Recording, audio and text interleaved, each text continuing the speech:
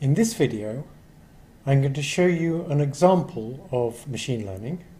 It's a very simple kind of neural net, and it's going to be learning to recognize digits.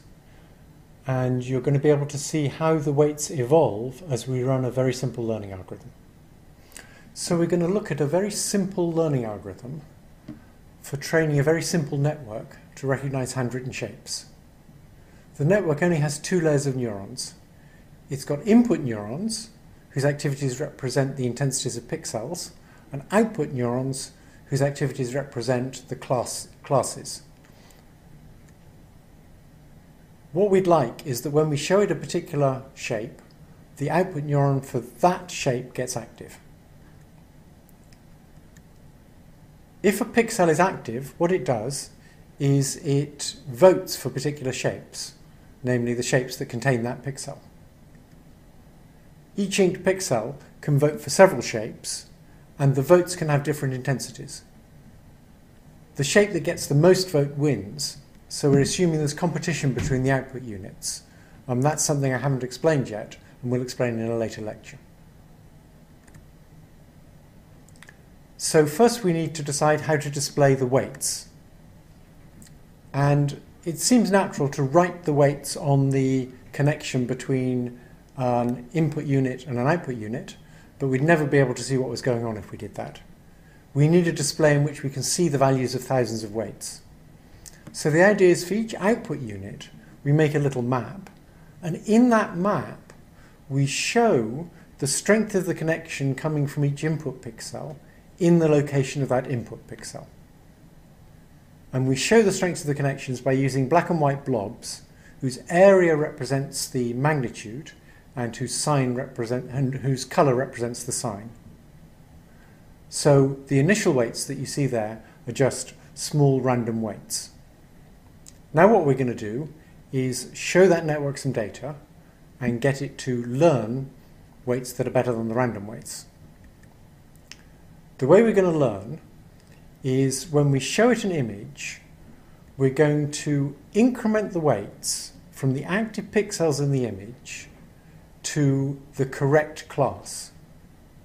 If we just did that, the weights could only get bigger, and eventually every class would get huge input whenever we showed it an image.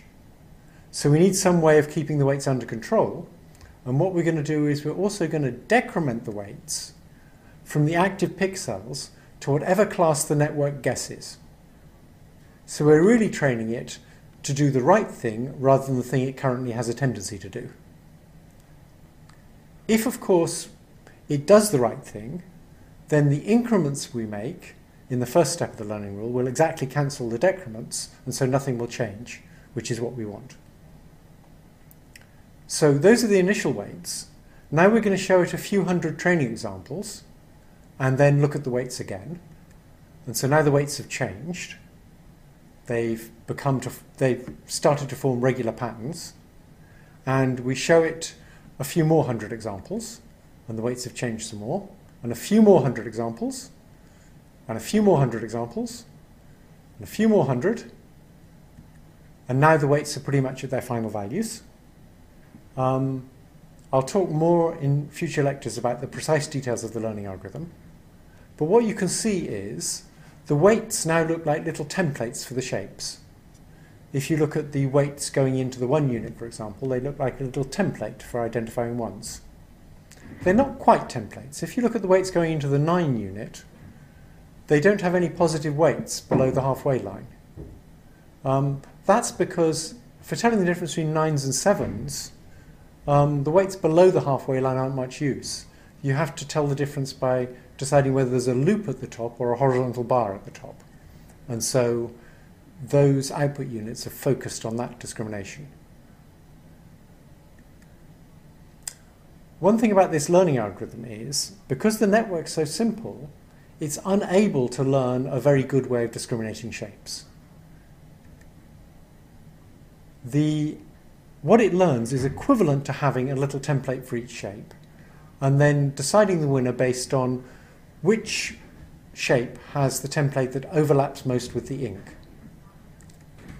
The problem is that the ways in which handwritten digits vary are much too complicated to be captured by simple template matches of whole shapes. You have to model the allowable variations of a digit by first extracting features and then looking at the arrangements of those features.